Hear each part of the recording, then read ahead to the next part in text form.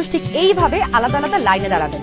লাইনের শুরুতেই আপনার ভোটার ক্রমিক নাম্বার উল্লেখ করে লেখা থাকবে আপনি কোন কক্ষে ভোট দেবেন। ভোট কেন্দ্রের কোন কক্ষে আপনি ভোট দিবেন সে বিষয়ে আনসাররাও আপনাকে সহায়তা করবেন। এরপর আপনি সোজা চলে যাবেন আপনার ভোট কক্ষে। কিভাবে নারী এবং পুরুষ ভোটারদের আলাদা রুমে ভোট গ্রহণ করা হচ্ছে চলুন দেখে আসি।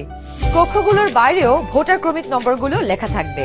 প্রথমেই একজন পোলিং অফিসার আপনার নাম এবং ভোটার নম্বর জিজ্ঞাসা করবেন। তারপর আপনার চেহারার সাথে আপনার ভোটার তালিকায় থাকা ছবি মিলিয়ে দেখবেন।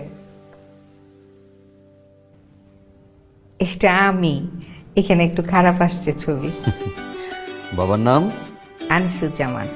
ভোটার আয়শা খানম, ভোটার নং 0157। প্রথম পোলিং অফিসার আপনার নাম এবং ভোটারের ক্রমিক নম্বর জোরে উচ্চারণ করবেন যেন কক্ষে থাকা সহকারী প্রিজাইডিং অফিসার এবং পোলিং এজেন্টরা শুনতে পারেন। এরপর দ্বিতীয় পোলিং অফিসার আপনার আঙুলে অমোচনীয় কালি লাগিয়ে দেবেন। তারপর আপনি চলে যাবেন সহকারী প্রিজাইডিং অফিসারের টেবিলে। প্রিজাইডিং অফিসার আপনার ভোটার নাম্বার লিখে আপনাকে 2টো ব্যালট পেপার দেবেন। জানি এবার গণভোটের জন্য গোলাপি ব্যালট আর সংসদ সদস্য নির্বাচনের জন্য সাদা কালো ব্যালট। বাহ! ব্যালট পেপার নেবার সময় আপনাকে স্বাক্ষর করতে হবে।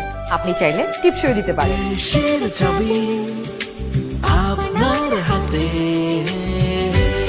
ব্যালটের সাথে দেওয়া হবে সিল মারার জন্য একটি রাবার স্ট্যাম্প। আপনি 2টি ব্যালট এবং রাবার স্ট্যাম্প নিয়ে ভোট দেবার গোপন কক্ষে যাবেন। এবার কিন্তু সময় বাঁচানোর জন্য অনেক ভোট কেন্দ্রেই 2টো গোপন কক্ষ থাকবে, যাতে একই সময়ে 2জন ভোটার 2টো গোপন কক্ষে ভোট দিতে পারেন। গোপন কক্ষের ভেতরে আপনি কিভাবে ব্যালটে সিল দিবেন চলুন দেখি। গণভোটের গোলাপি ব্যালটে হ্যাঁ এবং না 2টো ঘর থাকবে। সংস্কার বা পরিবর্তন চাইলে হ্যাঁতে সিল মারুন। গণভোটে আপনি হ্যাঁ দিলে সবগুলো সংস্কার পাবেন, আর না দিলে কোনো সংস্কারই পাবেন না। এরপর ব্যালটটি লম্বালম্বি ভাঁজ করুন যেন সিলের রং অন্য ঘরে না পড়ে। এরপর আড়াআড়ি ভাঁজ করুন।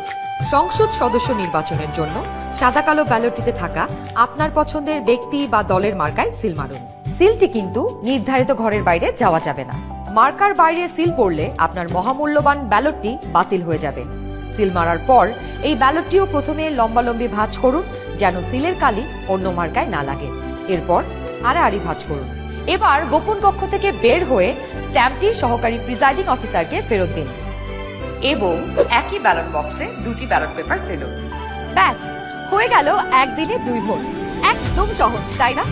তাহলে নিশ্চিন্তে ভোটের দিন চলে আসুন আপনার ভোট কেন্দ্রে আর ভোট দিয়ে বুঝে নিন দেশের মালিকানা। দেশের চাবি আমাদের হাতে।